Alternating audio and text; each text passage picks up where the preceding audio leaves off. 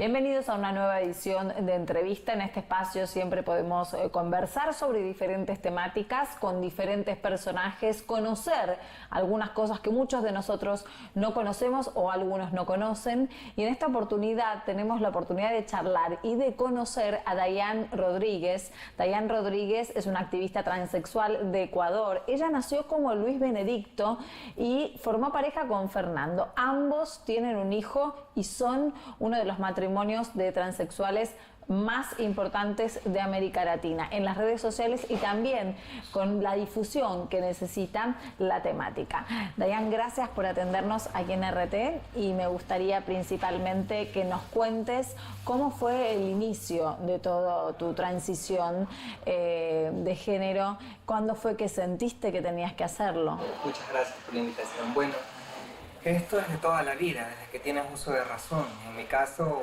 desde que tenía, yo qué sé, cuando empecé a tomar conciencia de mí misma, entonces me di cuenta que no me atraía el rol de comportamiento masculino, sino el femenino, y a partir de eso, entonces, me sentía en el otro género. Pero durante el trayecto de mi vida, mientras me desarrollé en la pubertad, todo este tipo de procesos que cualquier ser humano lleva, lamentablemente siempre te limitaban. Mi familia me limitaba, los roles de comportamiento, etcétera, etcétera. Entonces uno cree que está equivocado y se empieza a reprimir. Entonces yo creo que más o menos a los 23 años fue cuando ya asumí, no por conciencia, porque estaba consciente de que era una persona transexual, sino que más bien adopté mi rol públicamente.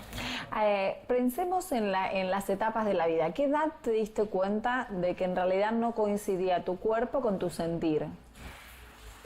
Yo considero que ha de haber sido cerca de los 7 u 8 años. ¿Y qué cosas te pasaban? Bueno, que no me gustaba, por ejemplo, las niñas. O sea, igual los niños sienten también un apego al género y sexo contrario, ¿no? Entonces, lo mío ocurría a la inversa. Incluso hasta la etapa de la pubertad yo pensé que era homosexual, pero ya después me di cuenta que era una persona trans. Entonces, tú te das cuenta en esa interacción, supuestamente la normativa te dice que una persona que nace biológicamente varón tiene que estar con una persona que es biológicamente mujer. Entonces, a partir de eso, tú te empiezas a reprimir y sobre todo, vuelvo a insistir, piensas a creer que estás equivocado o equivocada. Y eso te limita, pues, ¿no? Como persona, y te reprime, te hace sentir mal. Hay muchas personas que se suicidan. Hemos visto, por ejemplo, casos justamente en Estados Unidos. En fin, entonces yo considero que más allá de todo las limitaciones sociales, las personas trans que nos exponemos públicamente, realmente, valga la redundancia, somos personas que nos enfrentamos a la vida, o sea, somos rebeldes, porque si no es sencillo vivir en un closet. Y bueno, eso es justamente llevar una doble vida, pero en el caso de las personas trans que son públicas, las personas LGBT que son públicas, evidentemente se enfrentan a una sociedad que frecuentemente les está discriminando, violentando, inclusive asesinando. Vos me hablabas de que a los 23 años lo hiciste público. O sea, que hacerlo público, ¿qué significaba? Que vos ya salías como una mujer a la calle. Exacto. ¿Cómo fue el enfrentamiento con la familia? En realidad mi familia lo supo cuando yo estaba en la etapa puberal. Yo me rebelé, mi mamá, tuvimos un encuentro fuerte, mi padrastro intervino, lamentablemente mi padrastro me botó de mi casa, pasé hambre, estuve en la calle, hice trabajo sexual, pude por una buena, no sé, decirle, yo qué sé, por Dios, las buenas vibras del universo, no sé, me topé nuevamente a mi mamá porque en ese tiempo no existían los teléfonos ni nada de esas cosas, me refiero a los celulares. Y me la encontré en la calle y afortunadamente ella me reincorporó nuevamente al hogar, terminé mi bachillerato y todo el proceso que termina una persona, pues no. Pero mi familia ya sabía. El problema era que no podía ser libre, a pesar de que mi familia ya lo sabía porque no me lo permitían. Entonces, cerca de los 22 o 23 años, ya creo que me había ido como 4 veces de mi casa por mi voluntad para tratar de hacer mi propia vida, o sea, hacerme independiente. Entonces, en el momento que ya tuve independencia, ahí sí fue cuando ya adopté mi rol de género femenino. Fue muy fuerte también porque no lo adopté por completo, era un rol a mediado de, yo qué sé, de jornada, podría decirlo, porque durante el día trabajaba en una institución privada y las veces que tenía la oportunidad de compartir vida social, entonces ahí adoptaba rol de género femenino, o sea, no necesariamente había sido una adopción general. Constante. Exacto. Ya creo que después, recién a los 28 años, fue con unos 4 años después, ya adopté mi rol de género por completo, justamente a partir del activismo y las denuncias que presenté en varias instituciones porque me votaban por ser, entre comillas, gay, era demasiado afeminado. Contame alguna experiencia en la que vos, y contale un poco a la gente que no entiende cómo es sentirse discriminado ante una situación así. Laboral. Laboral y también de la sociedad. Bueno, entonces les voy a hablar de manera general. O sea, un día salir, por ejemplo, a la calle, a caminar, por ejemplo, empieza la discriminación desde el momento en que te subes a un bus o coges un taxi, la gente te queda viendo de pies a cabeza, te acercas a algún lugar a comprar, la gente empieza a hablar a tu espalda, algunas personas se ríen, se burlan, otros te hacen mofa, los hombres te empiezan a llamar, acá está fulano, te están buscando, como para hacer una conexión sexual directa, y esto no es así en silencio, me refiero a que hay algunos hombres, sobre todo en la cultura ecuatoriana, que lo hacen público y toda la gente voltea a ver qué es lo que pasa. También te encuentras con fundamentalistas religiosos que dicen Cristo te ama, varón, y uno públicamente se ve femenina, entonces cuando te hacen eso te exponen a que la gente evidentemente acreciente un odio contra ti, porque si te ve femenina, pero este hombre te dice que tú eres varón, entonces te exponen, ¿no? Entonces, todo esto durante el trayecto de un día, saliendo al libre tránsito que estoy hablando, ¿no? Imagínate llegar al área de trabajo, que tengas alguna persona que te discrimina. Afortunadamente, yo trabajaba en una fundación, la Asociación Silueta X, y bueno, ahí obviamente es un ambiente LGBT y no sufría discriminación, pero supongamos que yo tuviera que trabajar todavía en una empresa privada, como pasó en varias instituciones en las cuales tuve que denunciarlas por bullying de mis propios compañeros, de los patronos, en fin. Entonces de ahí retornar a la casa, perdón, a la universidad. En la universidad tenía en ese tiempo un grupo de compañeras y todavía hay gente así que no había ningún varón que se me podía acercar, ni siquiera preguntarme cualquier cosa de los estudios. Y sin embargo, solo por ese simple hecho, ellas no me atacaban a mí, lo atacaban a él. Y con eso, él ya se alejaba y decía, nunca más voy a hablarle a esta persona porque después me van a asociar con ella. Entonces, es una cuestión constante, sistemática, consuetudinaria, que ocurre en cada momento y en cada espacio. Entonces, de ahí, imagínense retornar a la casa, volver a ocurrir lo mismo mientras coges un bus, mientras coges el metro, mientras coges el taxi. La gente se burla, habla a tu espalda, otros se ríen, otros te hacen mofa, en fin. Vos mencionaste hace un ratito algo de la libertad, ¿no? De que en un momento no te sentías libre. Estas cosas también acotan la libertad, porque uno se siente tan discriminado que no puede ir un poco más allá de las cosas. Y la libertad entonces que vos sentías, la falta de libertad que vos sentías, ¿era interna por la cantidad de pensamientos que tenías o eran condicionada por las cosas que vivías a lo diario? A ver, yo considero desde mi propia experiencia que el tema de la libertad pasa justamente por muchas cuestiones sociales, ¿no? Si hablamos desde el principio básico de la libertad, ninguno de nosotros somos libres porque estamos atrapados dentro de un sistema social capitalista, consumista, yo qué sé, antropológico, androcéntrico, falocéntrico, patriarcal. Entonces, si hablamos de ese punto, o sea, no existe una libertad clara. Si hablamos de una libertad ajustada a este sistema social, podría decir yo que en este momento me siento libre. O sea, libre porque he adoptado mi rol de género femenino, pero con sus contras, pues no, o sea, el haber adoptado un rol de género femenino me expone también.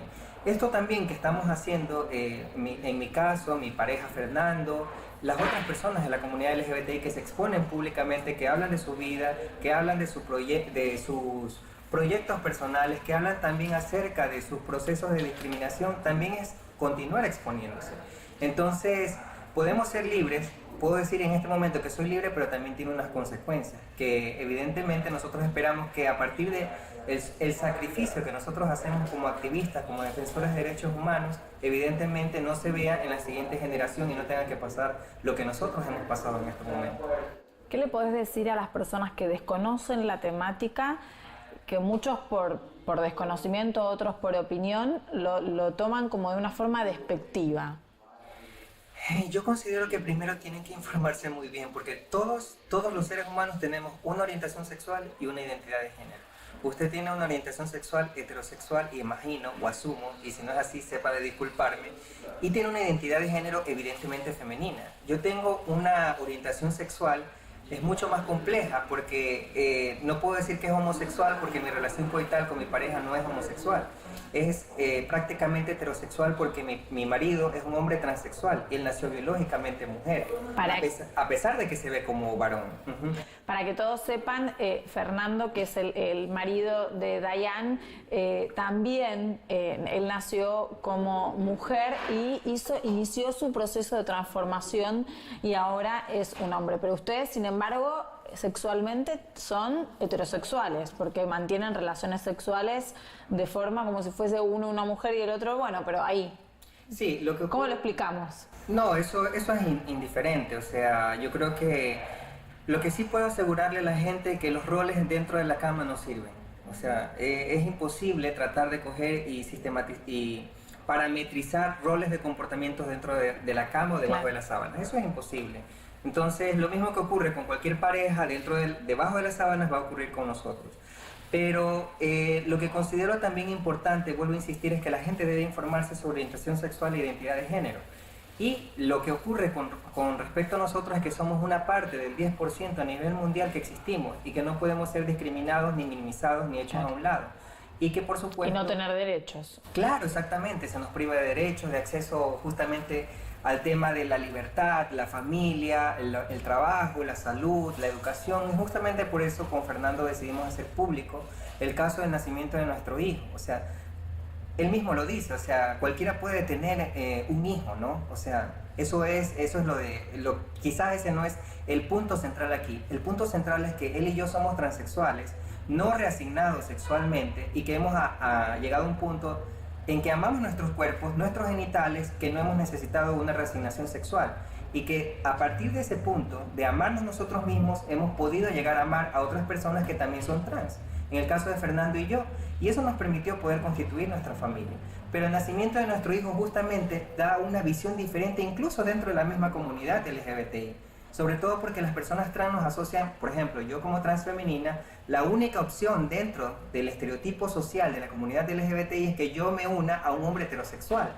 Y eso vinimos a romper públicamente. No estoy diciendo que no haya habido un caso anterior, hay muchísimos casos anteriores, pero la cuestión es que el activismo social es eso, exponerlo públicamente. Eso es lo que nosotros hacemos y por supuesto eso tiene también sus consecuencias.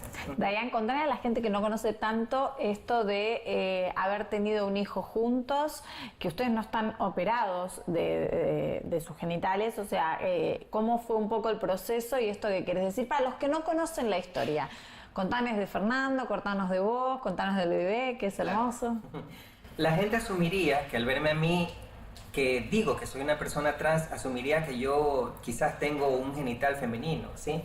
Pero no es así, yo poseo aún mis genitales de nacimiento. O sea, ¿No te operaste? No estoy operada, concibo mi genital, que es un pene, y evidentemente a partir de eso, vuelvo a insistir, yo por mi lado en Ecuador y Fernando por su lado en su país Venezuela no nos conocíamos, llegamos a un punto de nuestras vidas que amamos a nuestros cuerpos hasta donde está, o sea, no necesitamos reasignarnos sexualmente y eso nos permitió, vuelvo a insistir, amarnos a nosotros. En algún momento de nuestras vidas nos encontramos, nos conocimos, nos gustamos, porque entre nosotros prima justamente la atracción de género. Claro. O sea, yo lo vi a él visiblemente como hombre, él me vio visiblemente como mujer, entre comillas, una mujer social, no una mujer biológica. Y entonces hubo como una conexión, como ocurre con cualquier otra pareja. Entonces empezamos a salir, pasó lo que pasó, lo que tenía que pasar, y bueno, fruto de eso tenemos a nuestro hijo Sununu. En el que quien estaba embarazado era papá. Claro, el que estaba embarazado, por supuesto, era mi marido Fernando. Y eso era justamente lo que llamó la atención cuando luego de una conversación decidimos hacerlo público. Yo estaba justamente en Tegucigalpa en una conferencia de derechos LGBTI y bueno, Fernando me dio la noticia por mensaje, me envió una foto de la prueba rápida casera de embarazo. Sí, entonces yo la verdad no supe qué hacer, me puse como loca. No me imaginaba tampoco. Entonces, es que lo que pasa es que nuestras vidas están tan limitadas. Yo alguna vez me imaginé tener a mis hijos, era adoptados o por fertilización in vitro. Ajá. Sin menospreciar ninguno de los dos procesos, porque incluso con Fernando, a pesar de que podemos tener nuestros propios hijos, hemos pensado en adoptar también. Y darle la oportunidad a aquellos niños o niñas que quizás no van a tener un hogar constituido, pues, ¿no? Entonces, desde ese sentido, siempre las personas, sobre todo las personas trans, estamos limitadas al tema de la familia. Quizás las mujeres lesbianas tienen una oportunidad de crear su propia familia por el tema de que ellas son las que llevan el proceso de embarazo. En el caso de los hombres gays también está limitado. Y qué decir para las personas trans, que evidentemente hacemos nuestras vidas con los hombres heterosexuales. Entonces por eso es que para mí fue algo súper increíble, y por supuesto para Fernando también, porque él tampoco se imaginó que en su vida iba a estar embarazado, ¿no? Entonces fue algo impactante no solo para nosotros, sino para nuestras familias, para nuestro círculo de personas conocidas, y por supuesto cuando lo publicamos no nos imaginamos que toda la gente se iba a escandalizar y algunos a impactar, porque lo publicamos en nuestras redes sociales de Facebook y a partir de eso se difuminó. Eso fue en el año 2015. Hablemos de eso, de las personas que se escandalizan, de las personas que quizás toman una adopción de decir, bueno, no lo comparto, no estoy de acuerdo, pero que hagan de puertas para adentro, es la frase de todos, de puertas para adentro, que hagan su vida. Pero tener un hijo, ¿y qué le decimos a esas personas de que en realidad el hijo es el fruto del amor, el hijo es el fruto de que va a tener mamá, papá y una familia en la que criarse? Claro, o sea, yo creo que tú mismo has dado la respuesta, o sea, el acto de la procreación, que justamente es tener un hijo, es una constitución del amor entre dos personas. Entonces, a partir de eso, yo creo que cualquier excusa se diluye.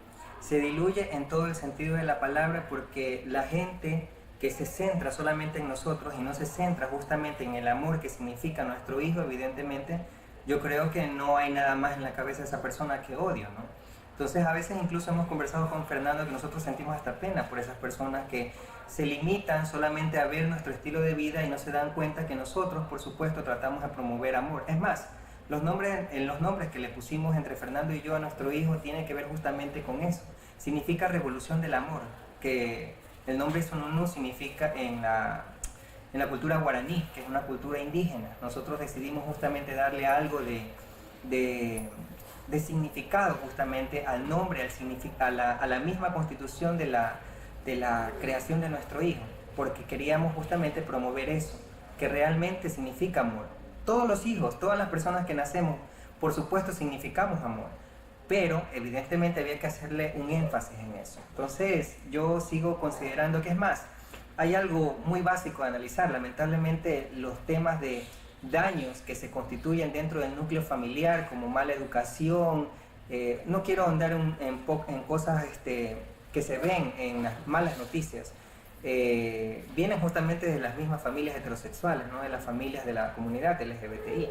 Quizás son casos aislados que sí se han escuchado, pero la gran mayoría evidentemente vienen de las familias heterosexuales. Entonces yo creo y considero que las personas primero deberían analizar esos puntos dentro del macro general de la heterosexualidad antes de ahondar el tema de la población LGBTI. Sin querer ser tampoco abogado del diablo, ¿no? Claro. También muchas personas también dicen, bueno, ¿y qué va a ser del hijo? ¿No? ¿El hijo necesariamente va a tener alguna de estas inclinaciones? Primero, nuestro hijo, para que la gente deje de preocuparse, como alguna vez también lo dijo Fernando, está siendo criado con todo el amor del mundo, con el amor de su papá, que es Fernando, con el amor de su madre, que soy yo, con el amor de su abuela maternal, que es de parte de Fernando, por parte de su abuela paternal, que es de parte de mi mamá. Y tenemos alrededor de todo esto una constitución de pura emotividad, afectividad, que lo que nosotros queremos constituir inclusive es una nueva masculinidad. Una masculinidad que no esté limitada a ser aquel varón que solamente está privado de afecto, aquel varón que solamente se convierte en proveedor del hogar, como una máquina de trabajo. Eso es lo que nosotros queremos cambiar con este nuevo estilo de masculinidad con nuestro hijo.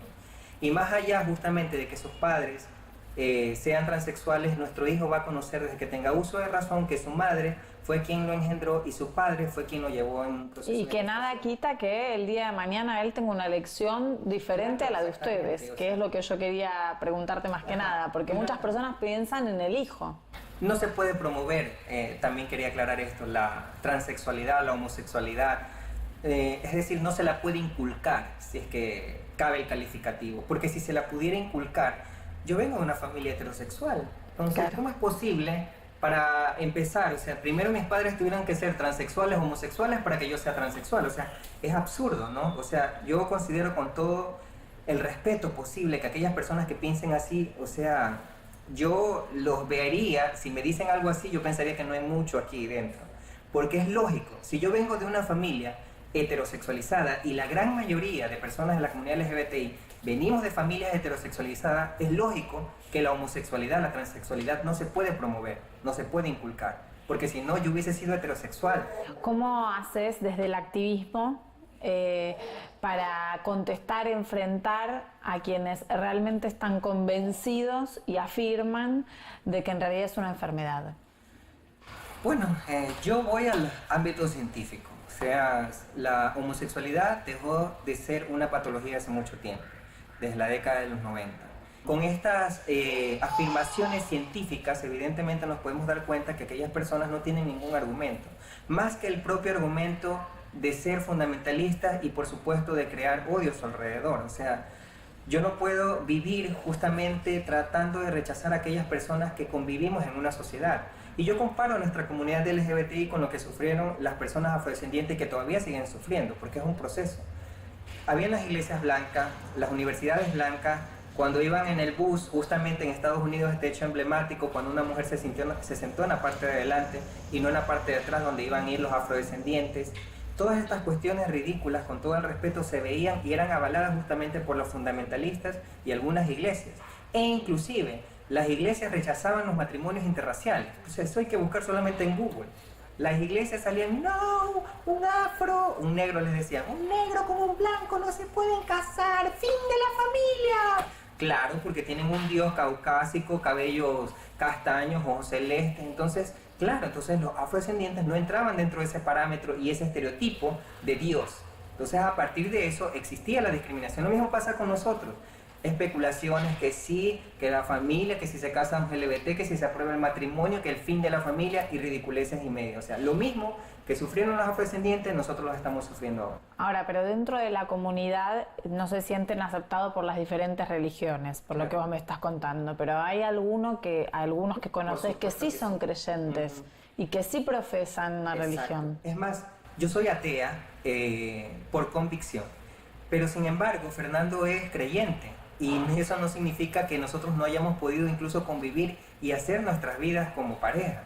Entonces eso es una muestra muy clara que muchas ideologías, a partir del creacionismo, de las cuestiones evolutivas, etcétera, etcétera, pueden converger y convivir de una manera adecuada, ¿sí? Entonces, también sé, justamente, aquí en Ecuador muy poquísimas hay iglesias que apoyan el tema de los derechos humanos de las poblaciones LGBTI, sobre todo son iglesias humanistas.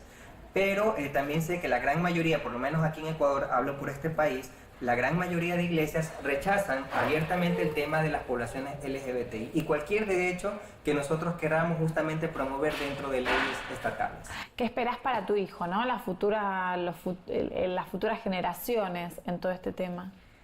Bueno, yo a nivel personal, inclusive Fernando, estamos tratando justamente de visibilizar nuestro activismo es justamente para que haya mejores días para él, para que la discriminación no sea tan fuerte. O sea, él es el hijo de una familia LGBT, es muy distinta.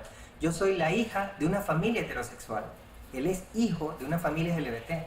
Entonces, él va a sufrir una discriminación indirecta y para ello también nosotros lo vamos a preparar. Y nosotros buscamos justamente que él tenga mejores días, pero no solamente porque es nuestro hijo, sino también para las otras personas de toda la población en general, no solamente en Ecuador, sino en Latinoamérica y a nivel mundial. Por eso es que nosotros no nos limitamos para enviar nuestro mensaje, para que la gente entienda que nosotros somos seres humanos como cualquiera. Que tienen sentimientos. Exacto, y que si luchamos con más de 2 millones de espermatozoides para poder ovular y poder crecer y constituirnos en un ser humano y poder estar respirando en este espacio, todos tenemos los mismos derechos y la misma oportunidad. O sea, es imposible que una persona se le venga a limitar por cómo se ve, cómo se vista, por el color de la piel, por el comportamiento. O sea, son actitudes y comportamientos arcaicas que las personas tienen que irse eliminando. Inclusive yo, para ello, también he tratado justamente de avanzar en políticas públicas para, por ejemplo, el tema del género en la cédula que se ha avanzado aquí en Ecuador. También registramos nuestros apellidos anteponiendo el apellido de Fernando, porque yo sé que él llevó el proceso de gestación y siempre el apellido de aquella persona que quien engendra es el que primaba. Pero con estas nuevas leyes, por supuesto, se da la oportunidad de eliminar un poco el patriarcado, el poder patriarcal que existe inclusive en las leyes. Contemos acá en Ecuador, vos pudiste cambiar tu documento, pudieron casarse. ¿Cómo son las leyes acá para la comunidad? En Ecuador existe una amplia ley, por ejemplo, que se llama la unión de hecho homosexual, que tiene los mismos derechos que el matrimonio. Fernando y yo lo hicimos, pero también queríamos hacerlo en Venezuela. Entonces alguna vez fuimos a Venezuela, las cosas no son tan fáciles allá y lamentablemente nunca pudimos hacerlo en Venezuela. Pero lo hemos hecho aquí en Ecuador, tuvimos la oportunidad de registrar la unión de hecho. A partir de eso también pudimos alcanzar el tema del género en el documento de identidad. Yo públicamente, mi género es femenino y nadie puede discriminarme. Así la gente me identifique como una persona transexual, no puede ya tratarme en masculino. Porque mi documento de identidad contiene justamente mi afirmación de género femenino, y eso fue un proceso de ley que llevamos en el año 2012, impulsando con varias organizaciones, con la Asociación Silueta X, la Federación Bolivarianos Diversos, un sinnúmero de colectivos feministas que también apoyaron justamente el tema del género en el documento de identidad. Y nosotros posicionamos dos cosas importantes aquí, que no se ha posicionado ni siquiera ninguna ley, ni siquiera en España ni en otros países. Nuestra ley prima lo que es el derecho público como es el género, pero también respeta el derecho privado de los seres humanos. Por ejemplo, mi partida de nacimiento indica que yo nací biológicamente varón. Y está muy bien, porque sería mentirme a mí misma que a mí me corrijan en mi partida de nacimiento y me pongan que soy mujer. Porque no es así, con todo el respeto. Esto es un punto de debate dentro de la propia comunidad transexual. O sea, pero yo considero desde mi lógica básica que si a mí me reconocen como una mujer biológica sería automentirme, porque si así me haga todos los cambios, me haga una hermosa vagina o lo que sea, yo no soy una mujer, mis cromosomas siempre van a ser XY, no van a ser XX. Entonces a partir de eso, de esas concepciones nosotros tenemos que aterrizar y decir, bueno, entonces a partir de esto me reconozco como varón o como varona, como yo digo, me reconozco como varona, nací biológicamente varona, perfecto, no tengo ningún conflicto con eso, pero la sociedad tiene que tratarme en género femenino, como ella, como la señorita, como la señora, y eso fue lo que nosotros logramos cambiar con el género del documento de identidad. Gracias, Dayan, por darnos tu testimonio y gracias a todos ustedes por acompañarnos siempre aquí en RT.